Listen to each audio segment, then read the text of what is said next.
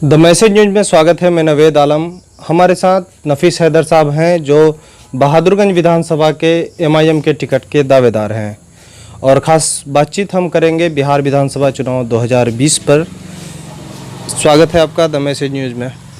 बहुत बहुत शुक्रिया नवेद भाई। और सबसे पहले मैं सलाम पेश करना चाहूँगा तमाम नाजरीन का। आपको सलाम पेश करते हैं और आदाब अर्ज़ करते हैं। बहादुरगंज विधानसभा एक बहुत ही पसमानदा और पिछड़ा विधानसभा है। वहाँ पर कांग्रेस का गढ़ है। हालांकि तौसीफ साहब वहाँ के जो प्रेजेंट विधायक हैं, पहले कांग्रेस को ही हराया था आज़ाद उम्मीदवार से, फिर वो कांग्रेस में आके बैठ गए हैं। उस गढ़ में आप किस तरह से तोड़ पाएंगे उस गढ़ को? देखिए, जहाँ तक गढ़ का सवाल है तो कांग्रेस का गढ़ नहीं है बहादुरगंज। अगर कांग्रेस का गढ़ होता तो दौरे वक्त के मिनिस्टर थे जहीदुर रहमान साहब, उनको हराया तौसीफ आलम साहब ने। उसके बाद वो कांग्रेस ज्वाइन किए, इंडिपेंडेंट हरा के कांग्रेस ज्वाइन किए और अब तक जीतते आ रहे हैं। तो कहीं ना कहीं इस बीच में कोई ऐसी पार्टी इतनी मजबूती से नहीं आ पाई या कोई ऐसा कैंडिडेट नहीं आ पाया जो तौसीफ को सामना करे, तौसीफ को हराए।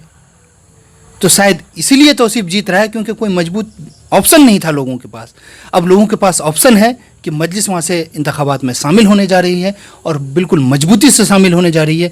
अब आज के तारीख में अगर आपको देखा जाए तो बहादुरगंज कांग्रेस का गढ़ नहीं, मजलिस का गढ़ है, क्योंकि 68,000 वोट बहादुरगंज वालों ने हमको दिए हैं लोकसभा में। बिल्कुल लोकसभा की बात कर रहा हूँ मैं। गुज़श्ता लोकसभा में जो पार्लियामानी हल्का के इंतखाबात हुए गुज़श्ता दिनों में 68,000 वोट हमको दिए हैं। 68,000 वोट कम नहीं होते हैं। आपके कोचाधामन से 2,000 वोट कम है, हम लोग 2-2,500। तो हम लोग तो दूसरे नंबर पे हैं। तो आज मजलिस का गढ़ है बहादुरगंज और मजलिस जिस किसी को भी नुमाइंदा बनाएगी इंशाअल्लाह रहमान जीत उसके मुकद्दर होगा।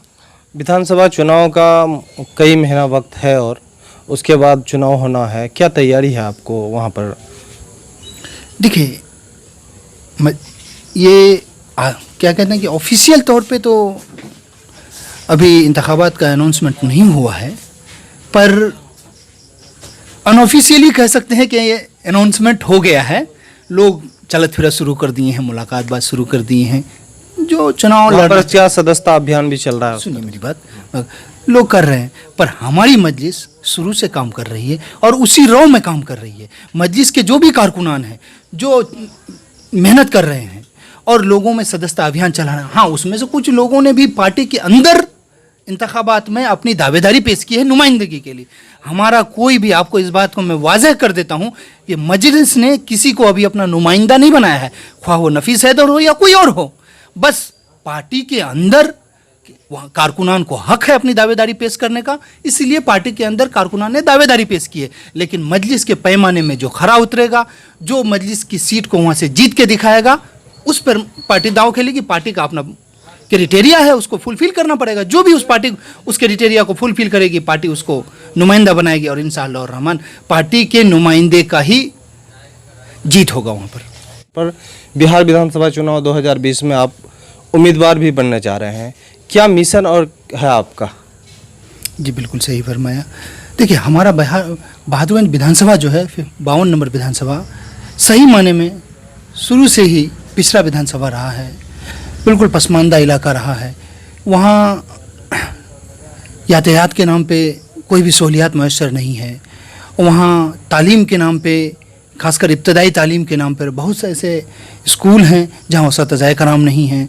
हमारे वहाँ आमदनी का कोई ज़राए नहीं है।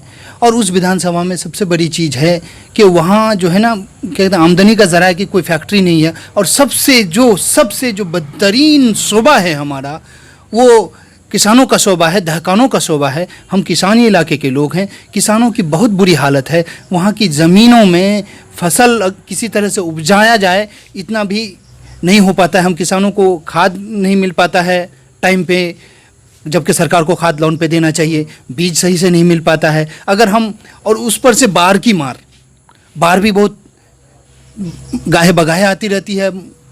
लगभग हर साल आती है। कुछ इलाके तो हैं जहाँ हर साल आती है, कुछ इलाकों में गाहे बगाहे आती है। और दूसरी चीज़ ये है कि अगर किसी तरह से किसान अपना फसल उपजा भी ले तो बेचने के लिए कोई मंडी नहीं है। वहाँ हमको बिचौलियों को बेचना पड़ता है। बिचौलियों इसको ले जाते हैं और गुलाब बाग मंडी में बेचते हैं। गुलाब बाग कितनी दूर है, यहाँ का किसान डायरेक्ट गुलाब बाग मंडी नहीं जा सकता है।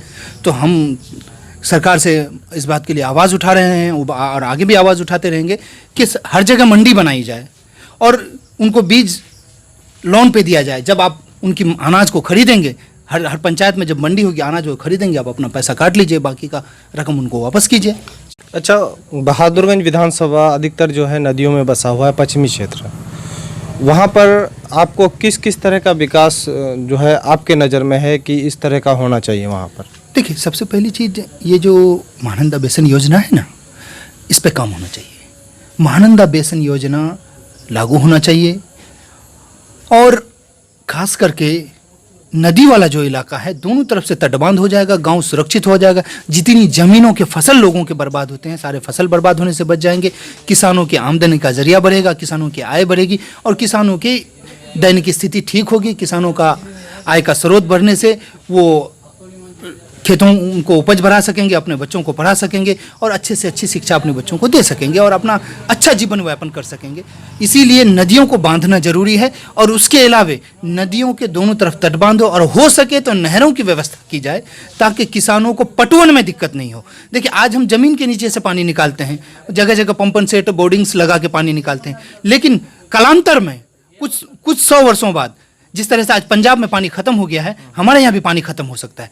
अगर हम नदियों को अगर जाली बना करके नहरों द्वारा जोड़ देते हैं तो क्या होगा, पानी का डिस्ट्रीब्यूशन भी हो जाएगा और पूरे इलाके को हरियाली मिलेगी, पूरे इलाके को नेचुरल वाटर मिल पाएगा, जिससे हमारे जमीन के नीचे का पानी जो है वो सेफ रहेगा और बड़े लंबे टाइम तक हमारा पानी सेफ रहेगा। अच्छा, बिहार विधानसभा चुनाव 2020 पर हम बिहार की बात कर रहे हैं। अभी जिस तरह से अभी मजलिस आरजेडी और जेडीयू बीजेपी वगैरह है, तो यहाँ पर अभी जो राजनीतिक है माहौल, किसका सरकार बनना चाहिए और किस तरह से आप देखना चाहते हैं?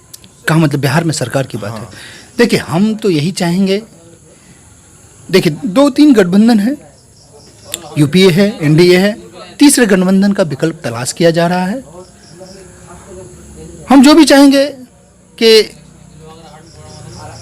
आप एनडीए गठबंधन की 15 सालों से सरकार रही है, उससे पहले राजद और यूपीए गठबंधन की सरकार रही है। राजद में जो अभी राजद गठबंधन की सरकार रही थी, राजग जिसको था उस नाम, और राजग गठबंधन में कांग्रेस भी थी। तो हम कांग्रेस को भी देख चुके, हम जदयू को भी देख चुके, जदयू बीजेपी को भी देख चुके। तो हम चाहते हैं कि तीसरे मोर्चे को मौका मिलना चाहिए। और जो यहाँ तीसरा मोर्चा अभी देखने का संकेत नहीं मिल रहा है दूर दूर तक, और ख़ासतौर पर मजलिस के साथ कोई गठबंधन करने को तैयार भी नहीं है। इस सूरत हाल में लोगों के साथ क्या विकल्प तलाश करनी चाहिए आपके नज़र में? देखिए, इस सूरत हाल में पार्टी का जो फैसला होता है ना सर, तो वो सीनियर लीडरशिप करती है कि हमारा गठबंधन किससे होना है, हम किस किस पार्टी से गठबंधन करेंगे, किसके साथ लड़ेंगे और कौन कौन सीट पे चुनाव लड़ेंगे। ये सीनियर लीडरशिप का काम है और मुझे नहीं लगता है कि मैं इस बारे में कोई टिप्पणी कर सकता हूँ। बहादुरगंज की बात कर रहे हैं अगर विधानसभा, तो लगभग कई सालों से लोग ये मांग करते आ रहे हैं कि दिगन बैंक और रजिस्ट्री ऑफिस के सामने में जो रोड का हालत है, उस पर आपकी क्या नज़रिया है? अब तक वो रोड अभी मुकम्मल नहीं हो पाया है। देखिए सर, बहादुरगंज एलआरपी से जो सड़क निकलता है, झांसी रानी चौक जाता है, ये उसके बाद का जो हिस्सा है SH-99 का हिस्सा है, जो बायसी से निकल करके आपको हरवाडांगा तक जाती है। ठीक है, तो हम उस रोड को चौड़ीकरण की मांग करते हैं और झांसी रानी चौक से हरवाडांगा तक जो रोड जाती है उसके चौड़ीकरण की बहुत आवश्यकता है, क्योंकि दिगलबैंक क्षेत्र की पूरी आबादी, बहादुरगंज के उत्तर क्षेत्र की पूरी आबादी बिल्कुल बॉर्डर तक और दिगलबैंक क्षेत्र की आबादी पूरी उधर से गुजरती है। उस रोड का चौड़ीकरण होना बहुत ज़रूरी है, क्योंकि बहुत सारे लोगों का उधर से आना जाना रहता है। करीब यही कोई 25-30 पंचायत के लोगों का उधर से आना जाना है, तो उस रोड का चौड़ीकरण बहुत ज़रूरी है। साथ ही साथ हम एक चीज़ और बताएं कि जिस तरह आप टेहरागाछ में रहते हैं, आपका घर भी टेहरागाछ है, और देखा जाए टेहरागाछ में एक पिपरा जगह है जो कई नदियों से जाल बिछा हुआ है, लेकिन विधायक के कहने के बावजूद भी आज तक वहाँ पर नाव की व्यवस्था नहीं है। सामने में फ्लड बाढ़ का आने का संकेत भी है। इस मसले पर आप क्या बोलेंगे? देखिए, पिपरा जो है कालपीर पंचायत का हिस्सा रहा है, कालपीर पंचायत का हिस्सा रहा है और वहाँ जो है ना कई नदियों का जोड़ तोड़ रहता है, तो उस क्षेत्र के लोगों को ही नहीं, बल्कि ऐसी ऐसी जितनी भी जगह हैं, आप पिपरा, वहाँ टेढ़ागाछ में पिपरा है, बहादुरगंज में आपका तेघड़िया है, और उसके बाद वहीं पिपरा के बगल में आपका ग्वालटोली गांव है, उसके बाद टेढ़ागाछ में दूसरी गांव दर्जन है, खजूरबाड़ी का इलाका है, सुइयाहाट के बगल का इलाका है, और वहीं पे आप ले लीजिए मटियारी है, मालीटोला मटियारी है, और क्या कहते हैं कि महिषबतना का खारीटोला है, और लौचा का कुछ हिस्सा है, लौचा पुल के दक्षिण। तो इन जगहों पे रोड भी है, इन जगहों पे जो है ना, ये फ्लड का पानी बराबर आता रहता है। वहाँ अगर आप सड़कें बांध भी देते हैं तो रहता नहीं है। तो उसका एकमात्र उपाय है कि महानंदा बेसिन योजना को काम किया जाए, और त्वरित तौर पर अभी जो है नाव वगैरह की व्यवस्था की जाए, और जो ही बरसात खत्म होती है तुरंत वहाँ काम करके वहाँ के लोगों की आवाजाही शुरू की जाए। और हम चाहते हैं इसका जो उपाय है, जो ऑल टाइम उपाय जिसको कह सकते हैं आप, मतलब हमेशा से लोगों को इस चीज़ से निजात मिलाने के लिए आपको महानंदा बेसिन योजना को लागू करना पड़ेगा, तभी इन चीज़ों से निजात मिल पाएगा लोगों को। आखिरी सवाल एक है कि आप बहादुरगंज विधानसभा को किस तरह से देखना चाह रहे हैं? मैं बहादुरगंज विधानसभा को खुश देखना चाहता हूँ। मैं चाहता हूँ कि बहादुरगंज विधानसभा का बच्चा बच्चा पढ़ा लिखा हो, बच्चा बच्चा ग्रेजुएट हो। मैं चाहता हूँ कि वहाँ साइंटिस्ट बने, मैं चाहता हूँ कि वहाँ इंटेलेक्चुअल लोग पैदा हों। मैं चाहता हूँ कि हर बच्चा जो बहादुरगंज विधानसभा में पैदा हो तो वो शान से कह सके कि मैं बहादुरगंज का बच्चा हूँ। बहादुरगंज के किसी नौजवान को रोजगार के लिए बाहर नहीं जाना पड़े, उसके घर में रोजगार हो, वहाँ फैक्ट्रियाँ लगें। मैं चाहता हूँ कि वहाँ यूनिवर्सिटीज़ बनाई जाएँ, मैं चाहता हूँ कि वहाँ बड़े बड़े कॉलेज बनाए जाएँ, ताकि लोगों को पढ़ने के लिए बाहर नहीं जाना पड़े, वहाँ के लोगों को रोजगार करने के लिए बाहर नहीं जाना पड़े, वहाँ की माँ बहनें शान से अपनी ज़िंदगी जी सकें। वहाँ हॉस्पिटल्स होने चाहिए ताकि किसी को कोई तकलीफ हो तो तुरंत इलाज किया जा सके। मैं सबसे टॉप पे बहादुरगंज को देखना चाहता हूँ, और अगर मुझे मौका मिला लोगों की सेवा करने का तो मैं उसको टॉप पे लाने की हर मुमकिन कोशिश करूँगा। चलिए, आपने कीमती समय हमको दिया, बहुत बहुत धन्यवाद आपका। नफीस हैदर साहब थे जो बहादुरगंज से एमआईएम के टिकट के दावेदार हैं, और ख़ास बातचीत हम कर रहे हैं।